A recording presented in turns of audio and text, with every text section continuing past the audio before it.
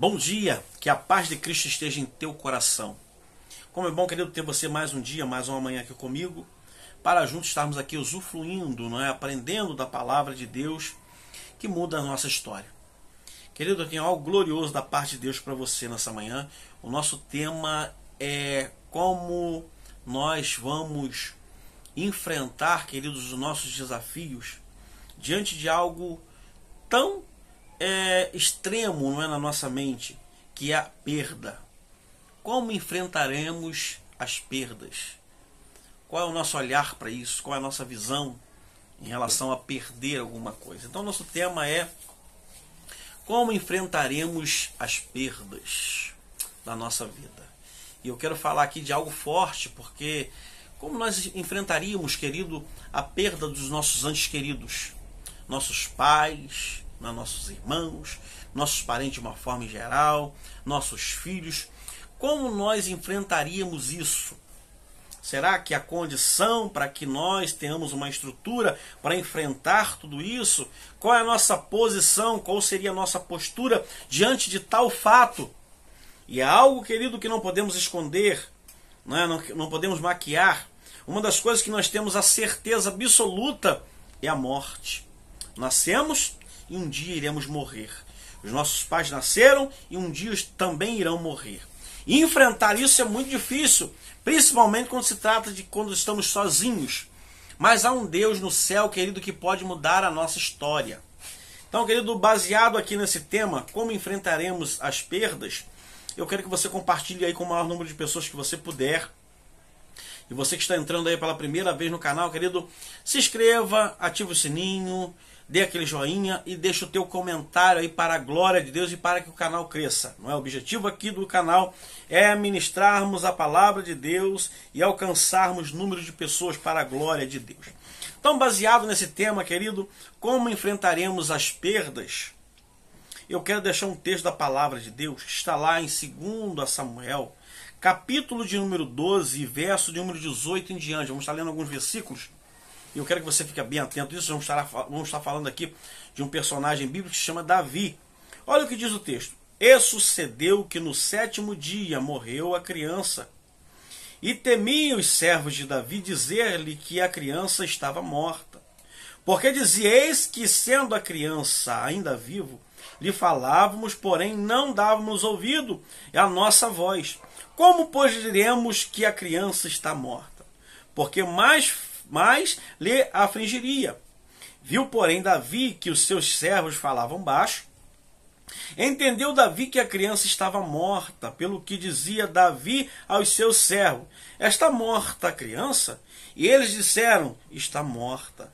Então Davi se levantou da terra, e se lavou, e se ungiu, e mudou as suas roupas, e entrou na casa do Senhor e o adorou. Então foi à sua casa, pediu pão, e lhe puseram pão, e ele comeu. E disseram-lhe seus servos: que é isso que fizeste? Pela criança viva jejuaste, choraste, porém depois que morreu a criança, te levantas-te e come pão? E disse ele: vivendo a criança, jejuei e chorei, porque dizia: que sabe se Deus se compadece de mim e viverá a criança. Porém agora que está morta, por que jejuaria eu? Poderia eu fazê-la voltar? Eu irei a ela, porém ela não voltará para mim. Querido, é um texto glorioso da parte de Deus. Nós conhecemos bem essa história de Davi. Por sua negligência, pelo seu pecado, o mal chegou à tua casa, a espada chegou à sua família. E o seu filho, a história nos diz que adoeceu de uma doença mortal. E Davi, ele tomou uma postura, uma posição de vestir-se de roupa de saco. Era comum isso, como um fato de se humilhar, não é? E por algum tempo ali ele ficou. Mas a palavra do Senhor nesse texto nos diz que os teus servos, com medo de anunciar a morte, porque Davi estava ali atormentado por um momento, porque a criança ainda era viva, e ele então tomou a postura de buscar e interceder por aquela criança. Mas a Bíblia diz que em um dado momento aquela criança morreu e os teus servos anunciou a morte. E a atitude de Davi aqui, ela foi completamente mudada. A Bíblia fala que ele sai daquela situação deplorável, de tristeza, de angústia, de dor, não é? Se levanta, toma o seu banho, troca as suas vestes e vai para a casa do Senhor adorar. Esse é o ponto crucial, querido, que nós queremos falar nesta manhã. Qual tem sido a nossa postura diante de perda? Qual tem sido as nossas atitudes, né, diante das perdas, de situações desagradáveis que nos cerca? Né? Principalmente quando falamos diante, queridos, de pessoas próximas a nós, como pais, mães, filhos, esposa, enfim, o nosso grupo familiar.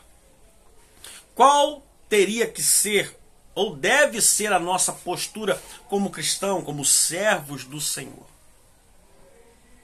É entendermos o que o Davi aqui está nos passando. Davi, ele fez o que cabia fazer diante da morte, que era estar, não é, de uma forma de consagração, de jejum, de busca para que pudesse haver, não é, uma manifestação ali do poder, do milagre de Deus.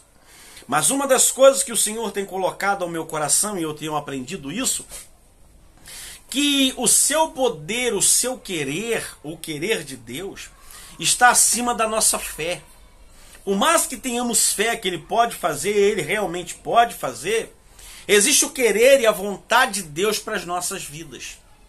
Porque muitas das vezes, queridos, somos egoístas ao ponto de acharmos que a pessoa com seus 90, 100 anos, ele vai ficar a eternidade aqui. Não!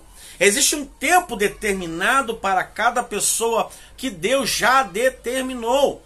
Agora, querido, o mais importante aqui é reconhecer Deus, servirmos a Ele, porque após essa morte física, nós teremos uma eternidade.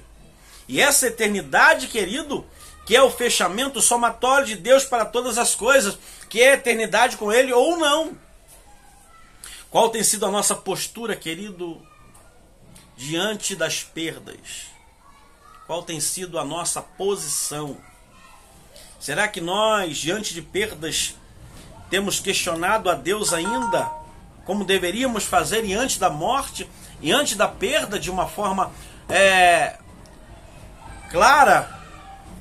Ou estamos ainda com isso em nossa mente? Não, agora há uma mudança aqui. A Bíblia diz que Davi, após receber a notícia que o seu filho já estava morto, o Senhor já tinha recolhido, Davi agora muda a visão. Eu já não posso fazer mais nada. O que eu podia fazer, eu fiz. A Bíblia fala claramente que ele jejuou quando o filho ainda estava vivo. Ele clamou, se vestiu de roupa de saco, estava lá nas cinzas, de uma forma de humilhação, buscando a Deus. Mas Davi reconhece que até onde ele podia, como humano, ele foi. Agora a Bíblia diz que após a morte ele se levanta. E o que ele faz? Não questiona a Deus. Pelo contrário, a Bíblia diz que ele vai à casa de Deus, no Senhor, o adorar. Querido, essa é a postura que nós temos que ter diante de perdas. É reconhecer que o Senhor deu, o Senhor tomou, bendito seja o nome do Senhor. E estarmos atentos, porque glorificando e exaltando o teu nome, para que a compaixão e a misericórdia dele nos alcança. E permanecermos firmes, adorando a ele, entendendo que ele é o Senhor da vida.